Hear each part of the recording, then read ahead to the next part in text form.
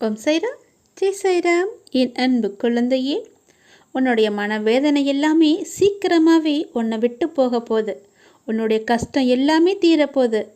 மனதை விட்டு உன்னோட மனசை விட்டு மறைஞ்சு போயிடும். நீ நினைக்கும் அனைத்துமே நிறைவேறப் போகிறது. நீ எதுக்குமே சங்கடம் மட்டும் படாத. நான் இருக்கேன்ல உனக்கு துணையா, எப்போதுமே உன் கூடவே இருப்பேன். நீ பயப்படாது. உன்னுடைய உன்னுடைய வாழ்க்கையில் நலம் பெருகும், வளம் பெருகும். நீ சாயப்பாவை ஒரு தரிசனம் செஞ்சாலே போதும். உன்னுடைய பாவங்கள் எல்லாமே தொலைஞ்சிடும்.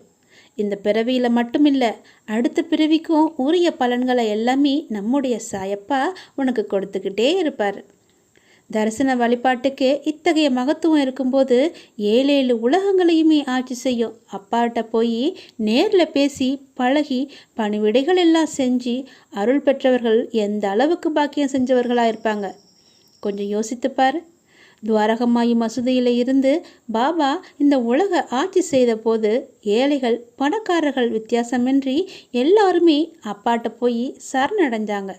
அப்படி சரணடைந்து தங்களை எல்லாமே ஒப்படைச்சிட்டாங்க. தங்களை பற்றி உள்ள எல்லா பொறுப்புமே ஒப்படைச்சிட்டாங்க. பாபாவிடம் உண்மையான பக்தியுடன் இருந்தாங்க. அவர்களில் ஒருத்தவங்க தான் லட்சுமி பாயும் ஒருவர்.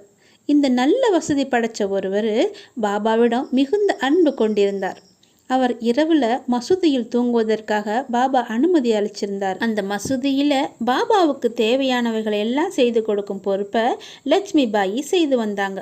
ஒரு தடவை லட்சுமி பாய் சமைச்சு எடுத்து வந்திருந்த உணவை ஒரு நாய்க்கு எடுத்து போட்டார் பாபா.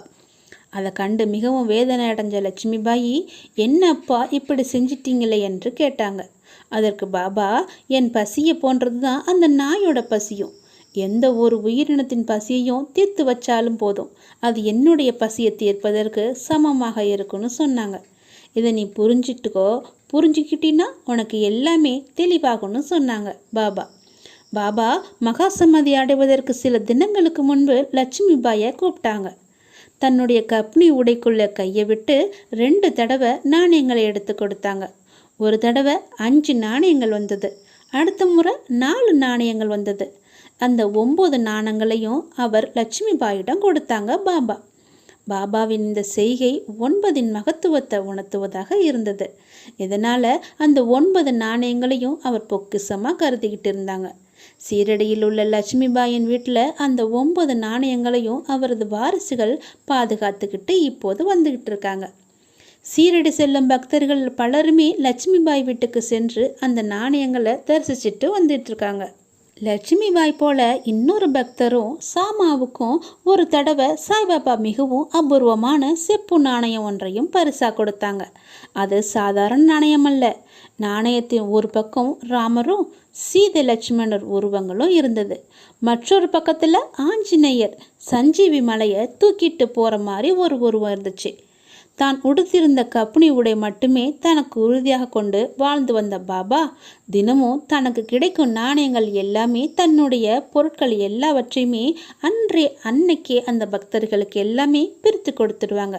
தனக்கு அன்னைக்கு எவ்வளவு கிடைக்குதோ அதை எல்லாருக்குமே கொடுத்துருவாங்க. ஆனால் அந்த அபூர்வ செப்பு நாணயத்தை மட்டும் அவர் யாருக்குமே கொடுக்காம நீண்ட நாட்களாக தன்னுடன் வச்சிருந்தார். அதை பெரும் பாக்கியமாக நினச்சி அதை சாமாவுக்கு அவர் கொடுத்தார்.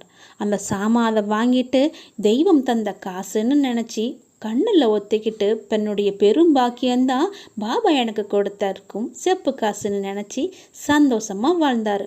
உன்னுடைய வேண்டுதலை நிறைவேற்றுவதற்காகத்தான் நான் வந்திருக்கேன். இனி உனக்கு எல்லாமே நல்லது நடக்கும்.